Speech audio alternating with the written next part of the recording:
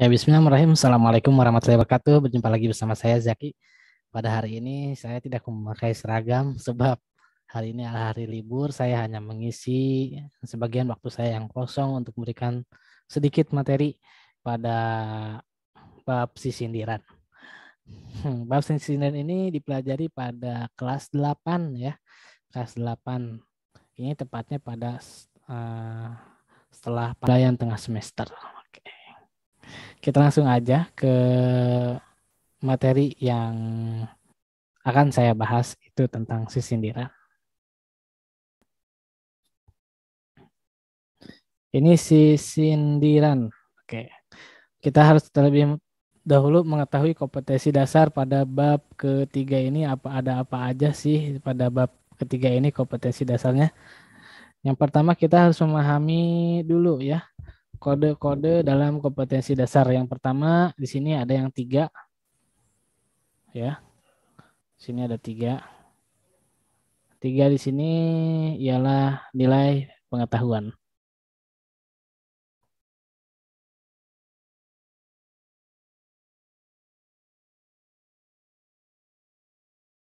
Jadi kode 3 dalam kompetensi dasar ialah nilai pengetahuan. Yang mana anak-anak jikalau ingin mendapatkan nilai pengetahuan, maka harus dapat memahami serta mengidentifikasi. Pak, ini apa sih Pak yang di 3.3 ini yang belakang 3 setelah nilai pengetahuan? Ini itu menunjukkan bab 3. Jadi kalau kita bertanya tentang 3.4, maka nilai pengetahuan pada bab 4. Nah, kalau ingin mendapatkan nilai pengetahuan pada bab 3 ini, berarti kalian harus bisa memahami dan mengidentifikasi. Mengidentifikasi apa, Pak? Bentuk, struktur, ya, aspek kebahasaan, dan fungsi sosial sisindiran. Oke. Lanjut ya. Nah, apa sih Pak yang dimaksud mengidentifikasi? Ialah mengkelompokkan ya, mengkelompokkan sisindiran ke dalam B, C, D. Jadi mengidentifikasi itu mengkelompokkan. Nanti sisindiran itu ada apa aja? Ada yang piwuruk, ada silih asih, ada sesebret. Nah, nanti kita akan belajar. Oke. Kita lanjut dulu ke bagian 4, nomor 4, menunjukkan nilai keterampilan. Nilai keterampilan. Oke. Oke, nilai keterampilan. Sama saja yang di atas 3 setelah 4.3 ini menunjukkan bab yang kita pelajari. Jadi kalau ada 4.4 artinya nilai keterampilan pada bab 4. Baik. Sampai di sini kita lihat lagi ya, kita kembali lagi. Bagaimana sih anak-anak untuk mendapatkan nilai keterampilan? Nah, untuk mendapatkan nilai keterampilan pada bab 3 ini, kalian harus bisa mengekspresikan. Nih, mengekspresikan, sorry ya garisnya. Seperti itu, sisindiran dalam bentuk tulisan dan lisan ya, dalam bentuk tulisan dan lisan. Misalnya melalui poster, meme, atau tempat sindir. Dengan memperhatikan struktur, ekspresi, dan lentong kalimat. Oke, kita lanjut. Mengenal sisindiran. Dalam bahasa Indonesia, sisindiran dikenal dengan istilah pantun. Ya, kita lingkari dulu ya. Ini kata kuncinya bahwa sisindiran itu dikenal dengan istilah pantun. Pada dasarnya antara pantun dengan sisindiran tidak terlalu berbeda. Baik sisindiran maupun pantun dalam satu pada bait terdiri atas 4 pada lisan. Oke, nanti kita akan mengetahui apa itu yang disebut dengan pada, apa yang disebut dengan pada lisan atau larik. Pak, kalau pantun kayak gimana sih Pak? Nah, yang membedakan sisindiran dengan pantun adalah jumlah engang suku kata di setiap pada lisan. Oke, disatuin. Pada sisindiran, setiap pada lisan harus terdiri atas 8 engang suku kata. Sedangkan dalam pantun berkisar antara 7 sampai 11 suku kata. Oke, banyak maaf ya banyak yang tipe di sini. Kita lanjut terlebih dahulu. Oke, nah ini adalah contoh ya, contoh dalam sisindiran. Apa sih Pak yang dimaksud satu pada? Tadi itu satu pada sama dengan satu bait ya. Satu pada sama dengan satu bait. Kita lihat sini. Satu bait itu yang mana Pak? Ini. Nih, ini satu bait. Atau yang disebut dengan satu pada. Bapak akan tulis di sini di atas. Sama dengan satu bait. Ya. Kalau pada lisan yang mana Pak? Kalau pada lisan ini satu baris. Nah, ini satu pada lisan ya. Jadi satu pada lisan sama dengan satu baris atau satu larik. Oke, sampai di sini paham ya? Jadi dalam satu pada terdapat 4 pada lisan. Nah, ada pada lisan satu, pada lisan kedua, pada lisan ketiga, serta pada lisan keempat. Dalam setiap pada lisan terdapat 8 enggang suku kata. Oke, tadi kepencet ya, sorry. Terdapat 8 enggang suku kata. Suku kata itu yang mana Pak? Yang ini. La 1, mun 2, U 3, rang 4, Nyi 5, N 6, A 7, Gar 8. Lamun urang nyen agar kudu lomba nyagulana. Lamun urang hayang pintar kudu loba diajar. Nah, oke. Ini adalah salah satu contoh ya sisindiran. Sisindiran ini termasuk dengan piuruk. Nanti kita akan bahas tentang mengidentifikasi sisindiran ya. Oke.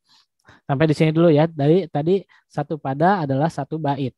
Kalau satu pada lisan ialah satu baris. Kalau enggang ialah suku kata.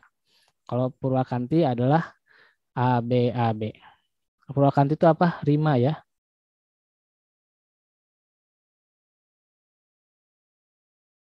Purwakanti itu rima. Ini itu rima. Rima itu yang mana sih Pak? Artinya yang ini nih. Yang belakangnya sama. Antara 1 dengan 3. Antara 2 dengan 4.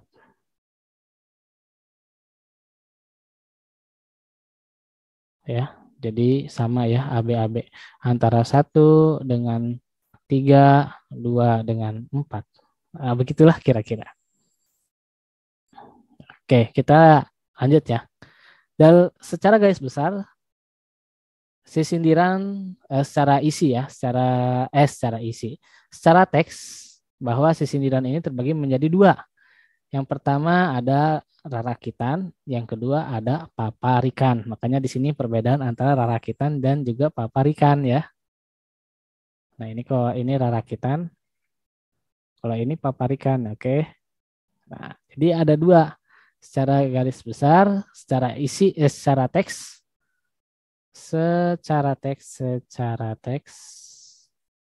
bahwa sindiran terbagi menjadi 2. Yang pertama ada rarakitan. Yang kedua ada paparikan. Oke. Rarakitan dan juga paparikan. Apa sih Pak yang membedakan antara rarakitan dan juga paparikan? Dalam sindiran rarakitan, kata awal pada kalimat pada lisan pertama diulangi kembali pada lisan ketiga. Demikian pula kata awal di pada lisan kedua diulangi lagi di pada lisan keempat. Pengulangan kata ini polanya sama dengan pengulangan rima atau purwakanti. Yang mana sih Pak yang membedakan? Ini. Kalau rarakitan ini antara pada lisan yang pertama akan sama dengan pada lisan yang ketiga dalam baris pertamanya atau dalam kata awal ya. Sedangkan sedangkan pada lisan kedua sama dengan pada lisan yang keempat. Seperti itu. Oke, paham? Nah, jadi kalau rarakitan itu Kita simpulkan saja kalau rarakitan itu sama ya antara kata awal yang pertama dengan kata awal yang kedua. Begitupun yang kedua, yang ketiga. Begitupun kata awal yang kedua sama dengan kata awal yang keempat. Oke, jadi ya ininya sama. Nah, ini yang disebut dengan rarakitan. Kita lanjut. Jadi kan ada rarakitan dan juga paparikan. Oke.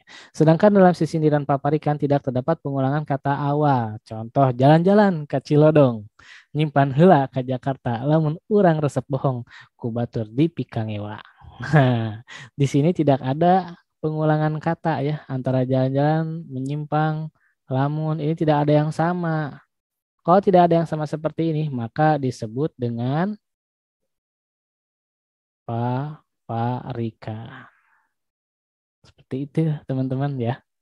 Jadi kalau tadi ini rakitan pasti sama antara kalimat awalnya ya, antara yang pertama dengan yang ketiga, yang kedua dan dengan yang keempat. Pokoknya sama lah yang bagian sininya ya. Yang bagian sininya sama. Kalau paparikan tidak ada yang sama. Kita lanjut mengidentifikasi sisindiran. Nah, dalam sisindiran ini mempunyai 3. Jadi kita harus bisa mengidentifikasi sisindiran. Ada 3 nih, Bapak tulis sisindiran. Nah, sisindiran itu terbagi menjadi 3 secara isi ya. Aduh. Kemana sih Bang tuh? Nih, secara isi terdapat menjadi 3. Yang pertama piwuruk. Piwuruk. Ya. Yang kedua silih asih. Silih asih. Yang ketiga sesebret. Nah, sesebret. Oke, begitulah kira-kira. Ini secara isi ya. Secara isi. Nah, kita lihat dulu piwuruk ya. Kita bahas dulu yang piwuruk. Piwuruk isinya berupa petua hidup atau nasihat. Meuli lontong ejeng kopi. Cakep gitu, Bang. Kertas kado di talian. Ulah loba nonton TV matak poho pelajaran. Nah, ini yang disebut dengan piwuruk. Isinya petua hidup atau nasihat. Nih, Bapak kasih garis bawah tuh. Petua hidup atau nasihat. Oke, kita lanjut. Kita lanjut. Mana? Nih. Sedangkan sisindiran silih asih isinya menggambarkan perasaan cinta. Cinta. Baik secara baik secara umum maupun secara personal antara laki-laki dan juga perempuan. Jadi kalau silih asih, Bapak tulis lagi di sini silih asih menggambarkan apa? Perasaan cinta. Asik. Cinta baik secara umum ya. Baik secara umum maupun secara personal. Personal itu artinya seorang-seorang ya, sendiri-sendiri. Khususlah cintanya seperti cintaku kepadamu. Kita lanjut ya, kita lanjut kembali. Nah, lihat nih. Salah satu sisindirannya. Hayang ting kue bugis. Teu bisa ngasakan anak. Hayang ting kanu gelis. Teu bisa ngekalan anak. Ya, seperti itu. Oke, kita lanjut.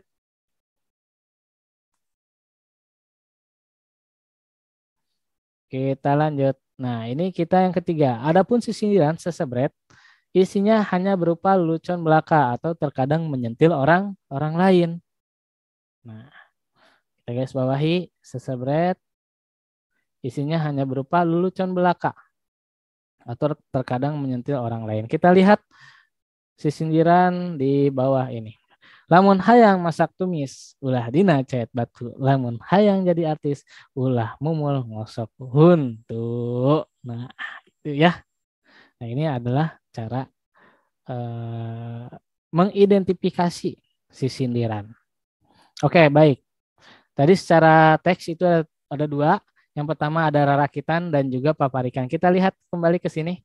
Nah, kalau contoh isi sisindiran ini berupa piwuruk ya, atau petua hidup dan nasihat. Tapi kalau secara teks apakah sisindiran ini termasuk paparikan atau rarakitan? Coba yang tahu.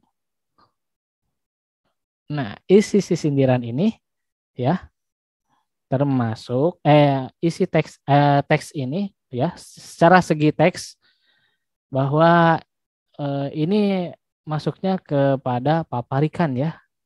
Paparikan. Ini sebutnya secara teks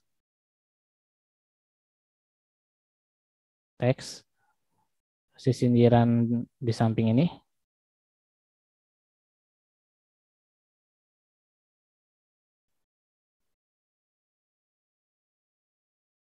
Di samping ini adalah paparikan ya.